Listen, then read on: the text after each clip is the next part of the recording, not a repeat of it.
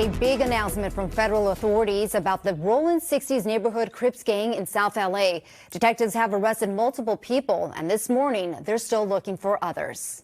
Good morning, everyone. Thank you for joining us. I'm Annabelle Sedano. Let's get right to it. We have live team coverage of this breaking news. NBC4's Michelle Vyas is in Westwood with more on the arrest. But let's get started with Alex Rozier. He was at that press conference and joins us live from downtown LA. Alex.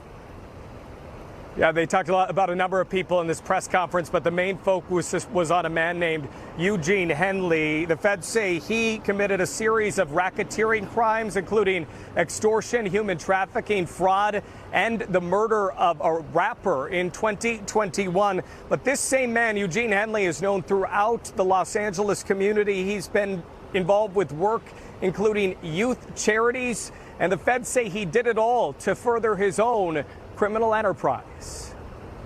He has maintained the image of an entertainment industry entrepreneur running a music label and of somebody who gives back to the community here in Los Angeles, funding a South LA-based charity, developing options, which purports to help at youth risk escape gang life and escape the perils of gangs in high crime areas. The facts alleged in the complaint paint a very different picture. It is one of a murderer, a thief, a liar. Eugene Henley, now considered a wanted fugitive. In the past, he's produced TV series. He has nearly 300,000 followers on Instagram, and he ran this charity. The feds say the charity received donations from celebrities, even government agencies, for what was described as charitable work.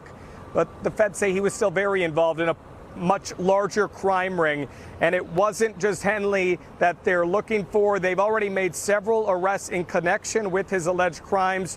4 people named in the criminal complaint are already in custody.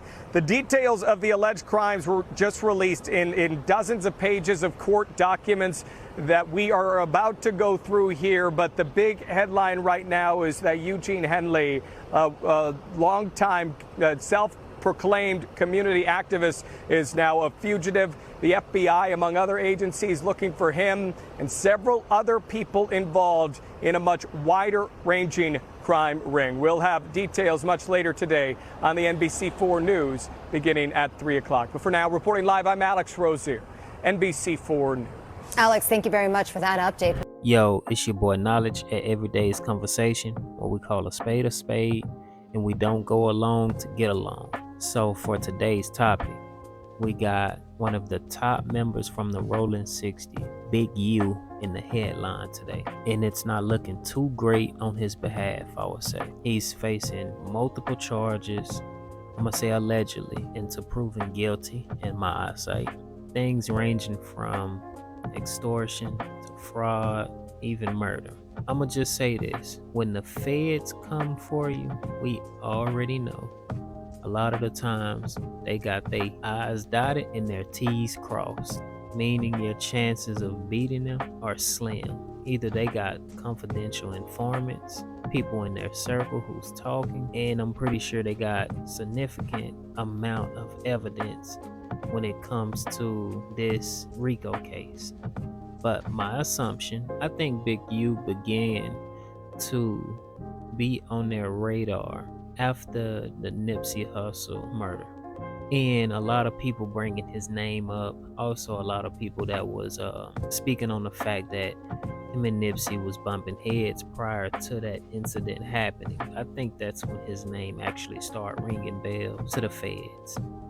You know, a lot of people was getting on interviews and was speaking on it. You know, even that sit down that Black Sam had, and he really opened up about that day and things that transpired going up into that day. I think that's what not like I said here again, this is just my assumption. I don't know this for facts, but I would probably say this is what put him on the radar, or started to put him on the radar. And like I said, when it comes to the feds, with them having a high 95 to 97 conviction rate, then that only lets me know that there are confidential informants that's been amongst them.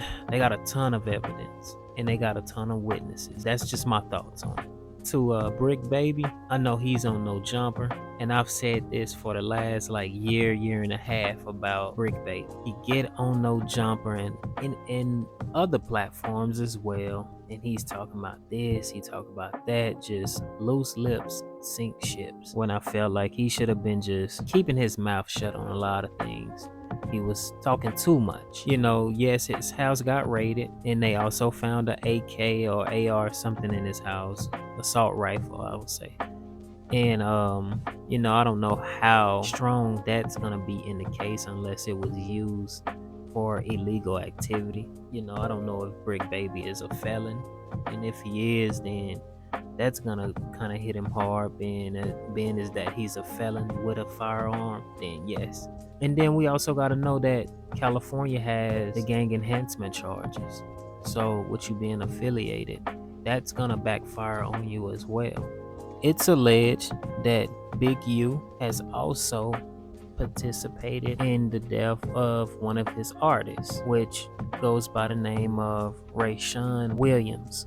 This guy was one of Big U's artists, and he was found in North Las Vegas in a ditch, unalive. Now, the last person he was with, or he was sought to be with, was Big U. They found Big U's DNA under Rayshawn's fingernail. Now, it is inconclusive, so I don't know if they're gonna do a little more digging into that situation, or try to find a lot of more video surveillance that may put him at the spot or around the time that this incident happened. There is witnesses saying that yeah, they were at the studio together, and also video surveillance of them going back to the Airbnb together. Afterwards, Mr. Williams ends up going missing between 1 a.m. and 3 a.m., something like that.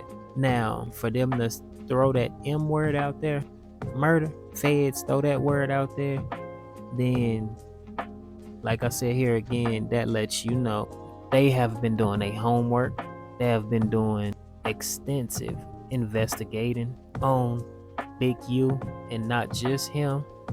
There are 18 other people on this list as well, and I'm just gonna say that it's probably gonna be more than the 19 that's on this picture, because you're gonna get people who are gonna get in there, and who's gonna get the telling, who's gonna get the talking, and gonna get the snitching on people, and it's gonna probably be more than just the 19 that they got on this list. I'm not just too familiar with loose cannon, because for a while now I've just stopped watching No Jumper. From this last interview I seen of him and Brick Baby and Adam 22, they were speaking on, I guess, the them getting visits by, I'm guessing, the feds or, you know, the task force. When you start putting 2 to 2 together, that means that they were already watching these guys. And I'm gonna just go to this. All of these interviews that these fellas been on and the things that they be saying could turn around and be the determining factor when they go to court.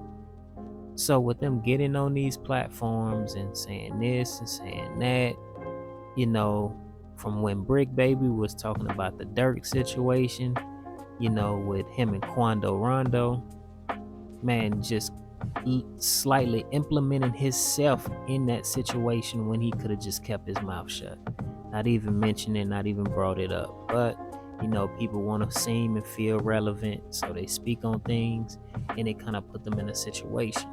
So I'm pretty sure, just like how we watch these videos, the feds were sitting back watching them as well, and studying and looking at it for hours upon hours, and just studying things and putting the pieces together.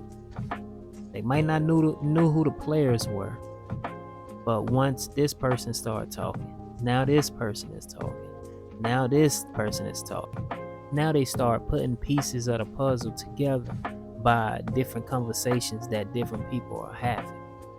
And I think that's what kind of led to this situation.